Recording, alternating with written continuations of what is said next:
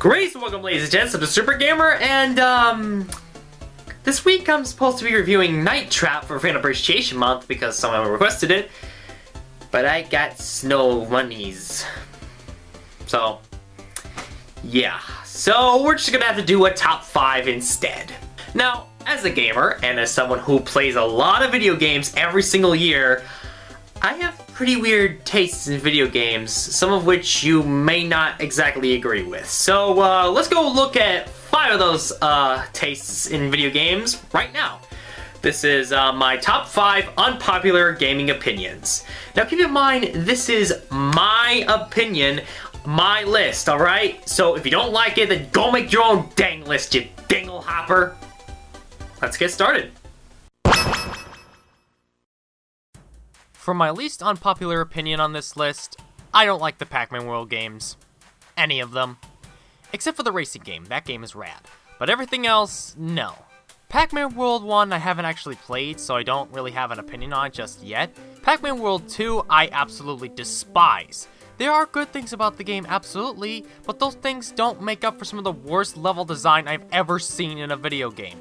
The platforming isn't fun for me, so much so that I didn't even bother playing this game for this video. I just took some footage off of YouTube. And the one thing that made me quit this game for good was the Clyde boss in World 4.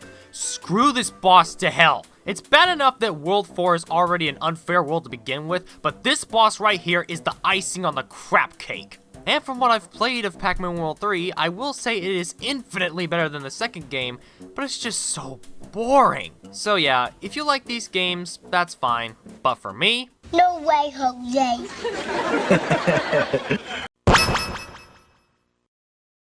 My next unpopular opinion is that I really like free-to-play gaming. Now, I understand why most people hate free-to-play gaming. A lot of free games have been incredibly manipulative and just tacky with things like microtransactions and crappy gameplay. I completely understand those criticisms. But at the same time, there are some great free-to-play games out there, like Team Fortress 2, Paladins, Fortnite Battle Royale, Yume Nikki, Doki Doki Literature Club, Freddy Fazbear's Pizzeria Simulator, Spooky's Jump Scare Mansion, Warframe, Dota 2, Smite, another Metroid 2 remake, Super Smash Flash 2, and so much more. All those games mentioned are 100% free and are still played by people to this very day. While I am fully aware of all those terrible free Elsa games that could literally burn in hell, to dismiss free-to-play gaming as disposable garbage, I don't really agree with. Yes, there is a lot of crap, but there's also plenty of diamonds in the rough. Now we're getting into the unpopular opinions that will trigger some viewers watching. I like motion controls in gaming. Yes, this is an actual opinion that I really have. Same thing with free-to-play gaming. I completely understand why people hate motion controls. I mean, just watch my Ninja Breadman review and you could see why. But just like free-to-play games, there are plenty of diamonds in the rough. I actually really like Skyward Sword's one-to-one motion controls, and I never had a problem with them. I also never had a problem with Star Fox Zero's gamepad controls. I thought they were perfectly fine, and I honestly just feel completely alone when saying this. It seems like everyone I see on the internet absolutely hates motion controls. And while yes, motion controls can really suck due to not having proper time to work on them at all, but I really think motion controls can still be fun if done right.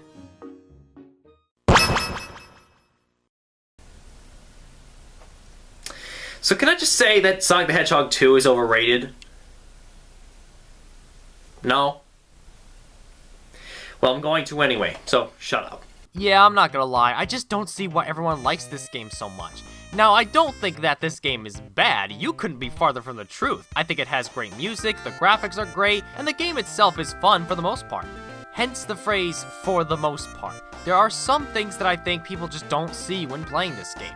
For one thing, the special stages are garbage, especially if you have Tails with you, since he can keep smacking himself into bombs, losing your rings, which you need to win the stages and get the Chaos Emeralds in the first place. Sonic 2 also has an overabundance of hazards, with the worst examples of this being in Metropolis Zone. Those slicers can kiss my butt. And lastly, the final boss is either impossible to beat if you don't know what to do and don't have any rings, or incredibly boring if you do know what to do. Again, Sonic 2 is still a good game, but one of the best games ever made?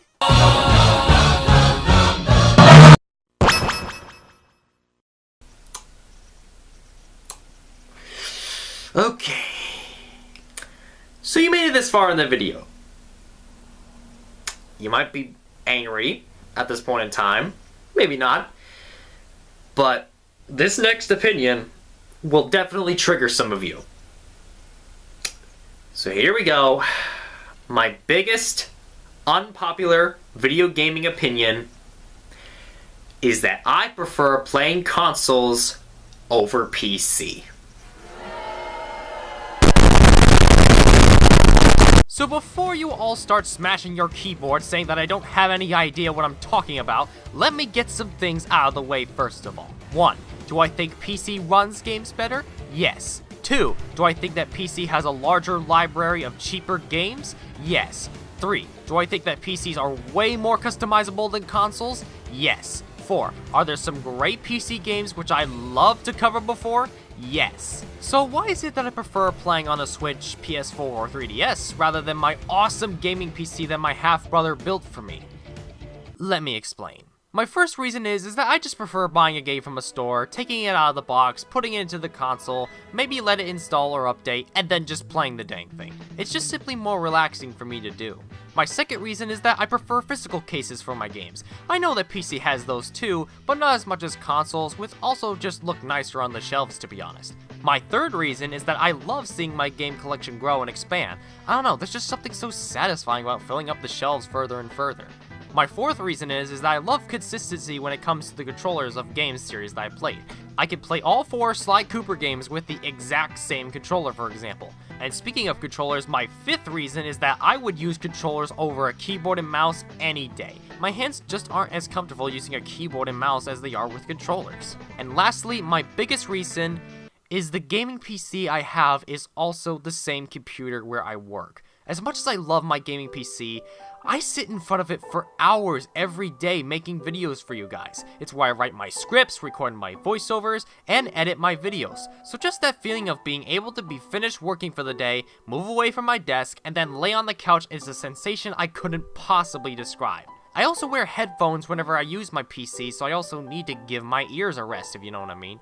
However, with consoles, I can let the TV handle the sound and let the console run the game perfectly for me. Compare that with computers where you have to buy speakers or headphones just to hear what's going on, and depending on what parts your PC has, it may not be able to run some games, and that can really prevent me from relaxing. Not to mention, console exclusives, when done right, are fantastic to play.